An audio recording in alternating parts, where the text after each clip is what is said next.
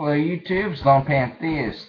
Back to the chewing gum days, the all or nothing days. Now, anyway, yeah, so I've been talking recently to people online. A couple of people who don't like Hinduism, a couple of people who were Hindu or are Hindu. I just wanted to clear up some misconceptions. One of the guys was saying something about how you have to be born into Hinduism in order to be a Hindu. Now, here's the problem with this topic is the fact that you have Hindu the culture and you have Hindu the spirituality or religion. These are two entirely different things. Hindu the culture is a very set thing. It's a very set process of customs, of things that people do. Hinduism the spirituality, however, is not. Yes, the epics and the Puranas do speak about things like Varna system and stuff like that, but the fact of the matter is that even when Krishna stood there and says to Arjuna that there is nothing apart from me here, that pretty much thwarts all divisions. So this whole concept that a convert would be lower than any other caste is ridiculous, because in the very spiritual side of Hinduism, there is no caste. Now, why does Hinduism have a Varna system? Well, the thing about Hinduism, the culture, as well as the spirituality, is it recognizes that there is a division. There is an underlying unity, but there is a division. Therefore, Hinduism perhaps recognizes reality for what it is more so than any other religion. That said, one can convert to Hinduism. They cannot, maybe not to the Hindu culture. They can embrace the Hindu culture. That you probably do have to be born into. But Hinduism, as a spirituality, one can embrace it. He said something about they stopped having converts 1,000 years ago. Well, that was around the time when the Islamic conquests came into India. So it makes sense, because if you converted to Hinduism, you were killed by Muslims, not by Hindus. Okay? So why would you, to this gentleman, if you're a Hindu, why would you let Islamic law dictate who can and cannot be a part of your religion? That just doesn't make sense. Anyway, that's just one part I wanted to clear. Also, I got this wonderful gem. The Epic of Gilgamesh. There's a little tablet, and yeah, I made it all pretty, and so printed it out. It's pretty big.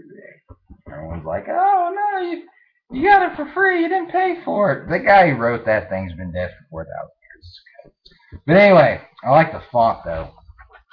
I almost had a Patrick Bateman moment. Guy from American Psycho. Yeah, that font. That little E for the epic looks like an ohm symbol or an incomplete ohm symbol. Yeah, I made that look pretty. But yeah, there's more sex in that in the first two tablets than there is in the whole of Victorian literature. But yeah, now speaking of literature, that's where I wanted to go with this. If you are going to read some British literature, I prefer the Romantics or the Neoclassics, like Milton, or you go to Chaucer, Spencer, Sidney. I mean, these were the grandfathers of, these are the ones who laid the road, or paved the road for the English language. They're the godfathers, I suppose, or the, not godfather, the ancestor of the English language. It is because of these men that we broke away from Latin and French, and quite frankly, I really don't care for Latin and French, because, well, for one, Latin is a dead language now. It's now been split apart into the Romance languages, from which all the other languages come from, but at least in a European perspective. But yes, the Romantics are good. Wordsworth, Coleridge, both Shelleys, Mary and Percy Shelley, Keats, Byron, and pretty much all the Romantics. They're actually pretty good poets. Victorian age kind of gets a little boring for my taste. They start picking up in the 20th century when you got like V for Vendetta coming out and stuff like that. Then eventually, you got the TV shows, Doctor Who. which is awesome. But another thing I wanted to argue was authority. Please excuse me, I am kind of tired. I would be up really early this morning. It was not fun. But authority, yes, authority. Who has the authority? Who has the authority over you? You do. Okay, anybody else who claims authority is just a tailless monkey or another piece of the universe that evolved out of the same slime that you did. Okay, there is really no difference. There's no reason why they should have authority. The only reason why they have authority is because they enforce with violence and group identity or pack mentality in a way. But yes, and when it comes to things like when somebody says you can't do this or you can't do that, especially when it comes to like converting to certain religions, yeah. Know that the only person who has absolute authority over you is you. And you can do whatever you want. Once you realize that, you sever the chains. Okay, every human being, there's no secret knowledge out there. Secret knowledge comes from observation. Even in Hinduism. You read all the epics, all the books, just to realize you've never had to read them. And they're entertaining to read, but it's like they basically even flat out tell you, it's just saying what you already know. You just don't want to know it in a very weird way. Which is probably why I like Hinduism, because of that whole mystic thing. And yeah, probably, I do debate on whether or not I should call myself a Hindu, but for now I'm just going to call myself a pantheist, because that's just what it is.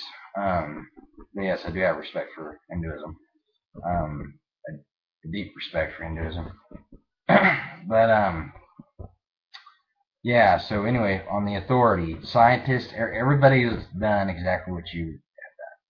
They've observed the universe, they've observed the world around them, and they've come to conclusions, some really, really good conclusions, some really, really bad 6-day creation type conclusions.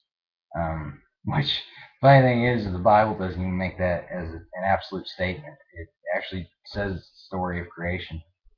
But, and it's not God talking, it's a writer. So I don't know where this mainstream, well, not mainstream, evangelical Christianity is getting this, because they're misrepresenting the Bible. But anyway, yes. So anyway, once you discover there is no authority, you realize that the only person that you can give them authority is you.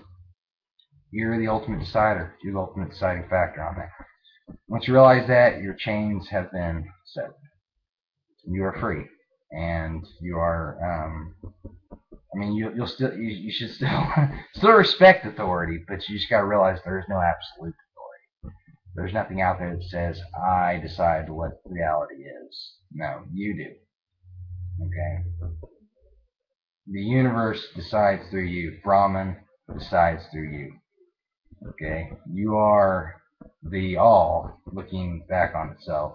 You are a piece of it. So therefore, just as they are a piece of it, so therefore you have every right to stand your ground. And occasionally there will be arguments, because, well, we always have arguments with ourselves. The universe too. Brahman too. He has arguments with himself or herself. If you go with the Shakti form, which I kind of like the whole Shakti, the feminine all, but yeah. But yeah, we live in an indecisive universe, and the universe is just trying to figure out what it is, what it has for God, and it does it want to remember. It's just something. I'm getting philosophically out there with this, but yes. Anyway, so I guess I'll end the video. Okay, that will be it, YouTube. All right, y'all have a good night.